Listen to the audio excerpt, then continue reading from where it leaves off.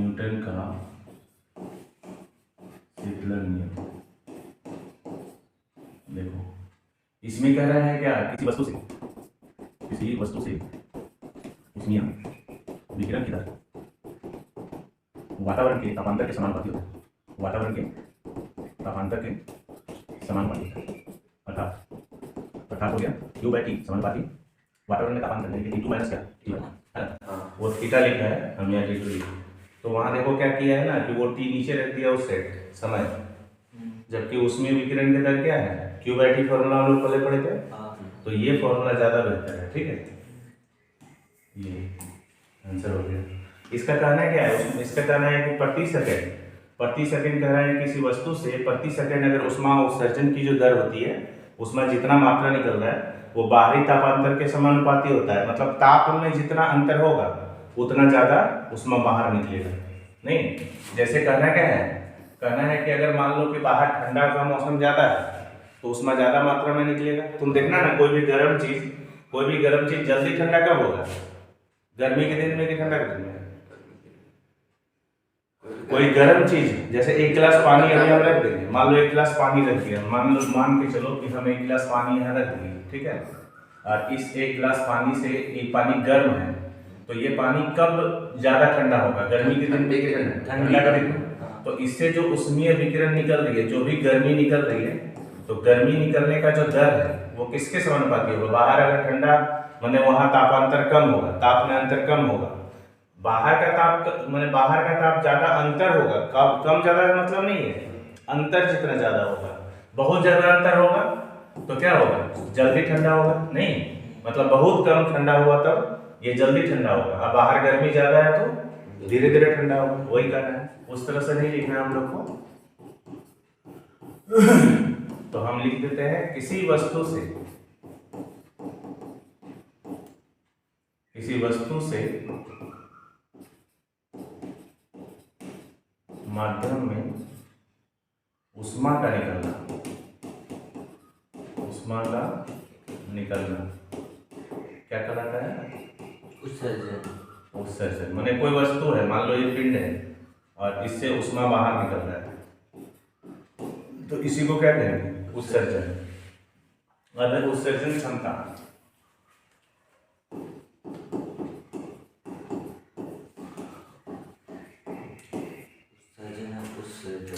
उत्सर्जन क्षमता या उत्सर्जकता एक ही है। इसका कहना है कि किसी ताप पर किसी पृष्ठ के एकांक क्षेत्रफल से प्रति सेकंड उत्सर्जित ऊष्मीय विकिरण की मात्रा। तो लिख देते हैं, इसका आंसर क्या है, किसी ताप पर किसी पृष्ठ से प्रति सेकंड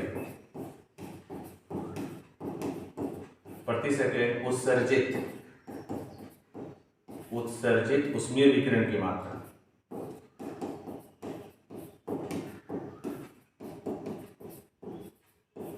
ऊष्मीय विकिरण की मात्रा।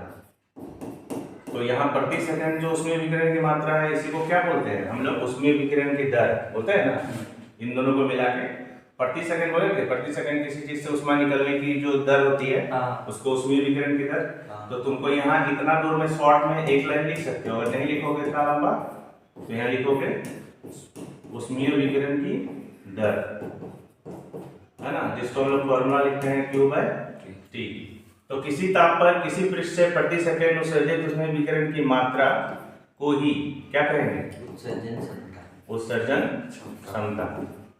मतलब प्रति जगह किसी तरह प्रति सेकंड, एक चीज और जोड़ना होगा इसमें, किसी ताप पर किसी पृष्ठ के इकाई क्षेत्रफल से, किसी पृष्ठ के इकाई क्षेत्रफल से, ये लाइन जोड़ना होगा, इकाई क्षेत्रफल से। अब क्षेत्रफल भी इकाई हो गया तो फॉर्मूला क्या हो जाएगा, पहले से तो T था और क्षेत्रफल भी इकाई हो जाएगा, तो नीचे क्या आ जाएगा A, यानी Q बाय हो जाएगा AT। किसका सूत्र हो गया, उत्सर्जन क्षमता। ठीक है, मतलब हम लोग पहले लिखते थे ना, किसी पृष्ठ से या किसी वस्तु से प्रति सेकंड उष्मा ऊर्जा की जो उष्मा ऊर्जा का उत्सर्जन जो होता है उसी को हम लोग ऊष्मीय विकिरण की दर बोलते थे। अब क्या करना है, बस एक वर्ड जोड़ देना है, प्रति एकांक क्षेत्रफल से। बस आंसर वही है किसी ताप पर किसी पृष्ठ से इकाई क्षेत्रफल से प्रति सेकंड उत्सर्जित ऊष्मीय विकिरण की मात्रा को हम लोग उत्सर्जन क्षमता कहते हैं। तो जब हम पहले उत्सर्जन क्षमता में ऊष्मा विकिरण की जो दर लिखते थे तो Q/T लिखते थे। अब यहाँ इकाई क्षेत्रफल हो गया तो क्षेत्रफल से भाग दे देंगे तो फॉर्मूला हो जाएगा Q/AT। ठीक है, ये हो गया। इसका सूत्र जो है यहाँ उत्सर्जन क्षमता जो हम लोग लिखे तो इसको थोड़ा संकेत में ई लेना है, मतलब इसका संकेत क्या है,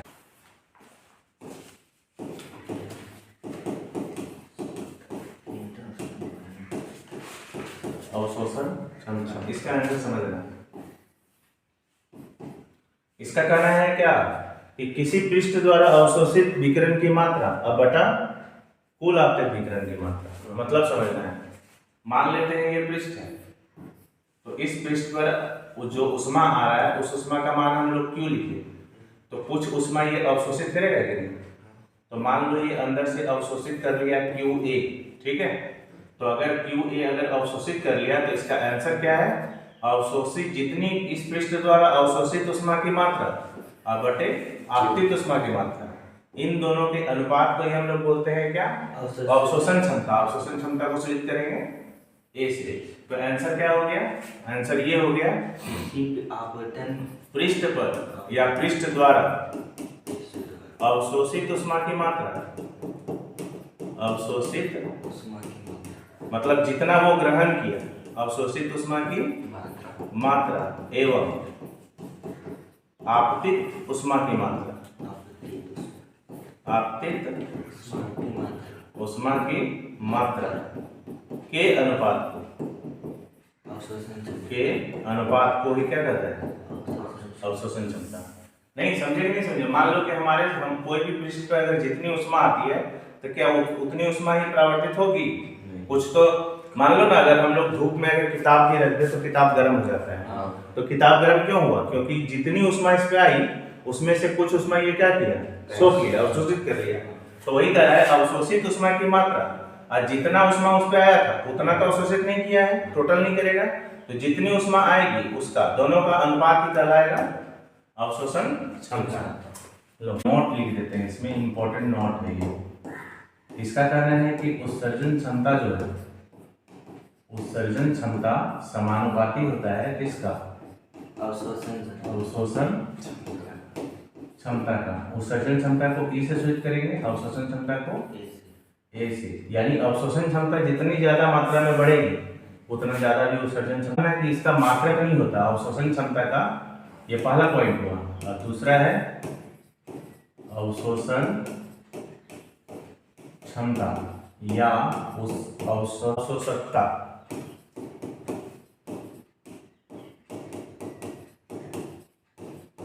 का मात्रक नहीं होता, मात्रक नहीं होता। क्यों नहीं होता है, क्योंकि अनुपात में है। ठीक है, अनुपात में अधिकतर चीज का मात्रक नहीं होगा। जब भी कोई बटा में कुछ फॉर्मूला लिखोगे तो अधिकतर नहीं होता है, ऐसा नहीं कि हमेशा नहीं होगा, लेकिन अधिकतर चीजों का मात्रक तुमको नहीं निकलेगा। सबसे पहले कृष्णिका पिंड समझो क्या है, कृष्णिका पिंड, कृष्णिका पिंड। यहाँ पर वर्ण जो इस्तेमाल हुआ है कृष्ण, कृष्ण वर्ण, कृष्ण का अर्थ हो गया काला, श्याम वर्ण है ना। तो कह रहा है कृष्णिका पिंड माने जो भी काला पिंड होगा वो कहलाएगा कृष्णिका पिंड।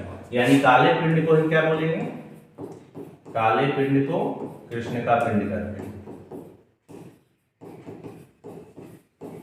काले पिंड को कृष्णिका पिंड कहते हैं।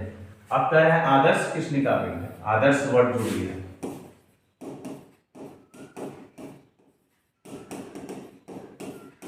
आदर्श कृष्णिका पिंड।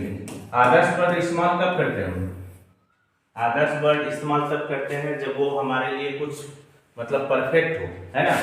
तो कृष्णिका पिंड जो काला पिंड होता है, इसमें कह रहे हैं क्या कि वह पिंड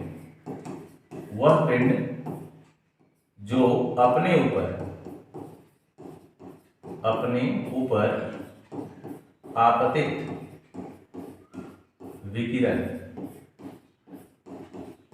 को पूरी तरह से अवशोषित कर लेता है, लगभग पूरी तरह से, कंप्लीट तो नहीं होगा, लगभग पूरी तरह से क्या कर लेता है, सोख लेगा। अवशोषित कर लेता है, अवशोषित कर लेता है, उसी को क्या कहेंगे? आदर्श कृष्णिका। अर्थात शॉर्ट में लिख सकते हैं कि जिसकी अवशोषण क्षमता 1 होती है, अवशोषण क्षमता 1 या प्रतिशत में लिखेंगे तो 100% होती है। मतलब आदर्श कृष्णिका पिंड किसको कहेंगे? शॉर्ट में ये होगा जिसकी अवशोषण क्षमता 1 होती है या 100% होती है। ठीक है, उसको भी हम लोग कहते हैं। वास्तव में यह संभव नहीं है। ऐसा कोई भी चीज है जो आदर्श है? ऐसा कोई भी चीज नहीं है। ऊष्मा का यांत्रिक तुल्यांक,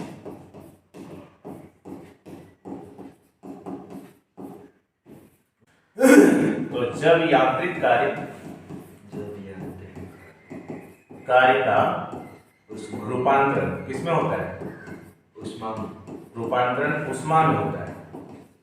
ऊष्मा में, या इसी को उल्टा दो, ऊष्मा का यांत्रिक कार्य, ऊष्मा का यांत्रिक कार्य में रूपांतरण होता है। रूपांतरण मतलब बदलना, रूपांतरण होता है नहीं, तब ऐसे शॉर्ट नहीं मारना है, तब जूल के अनुसार, जूल वैज्ञानिक का नाम है। जूल के अनुसार क्या कर रहा है कि जूल के अनुसार J बराबर फॉर्मूला होगा W/H।